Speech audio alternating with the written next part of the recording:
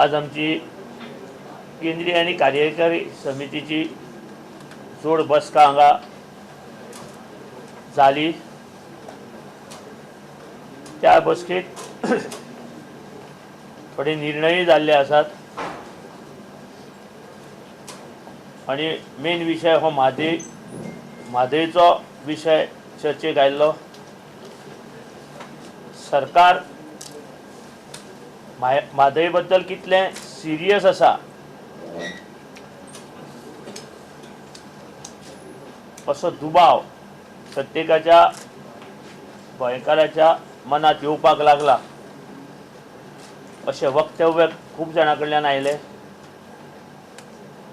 सरकारान आपली भूमिका स्पश्ट करूंक जाय।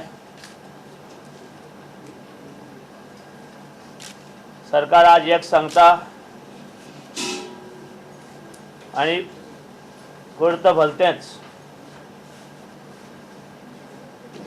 सरकाराक दिसता की सरकार आमी खूब भक्कम आसा आणि म्हादयचो जे आंदोलन करता तांकां काय अर्थ ना अशी सरकाराची भूमिका जाल्या काय कितें। जागृती आंदोलन म्हणा किंवा बचाव आंदोलन म्हणा, हें आंदोलन मगो पक्षान फुडें व्हेल्लें आसा।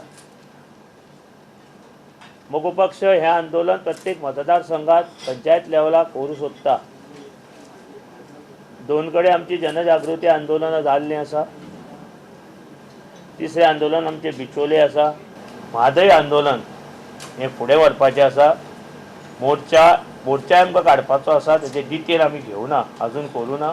2 दिसांत बसून आमी विधानसभेचेर मोर्चा कितपत केन्ना व्हरचो, कसो व्हरचो हें आमी ठरयतले। तेचे गांभीर्य ओळखून मगो पक्षान तितल्याच गंभीरतेन हो विशय लोकां पर्यंत पावोवपाचो प्रयत्न केला। पयलें आंदोलन उस्तें हांगासर वाळपय, तेच्या नंतर खांडेपारा जालें।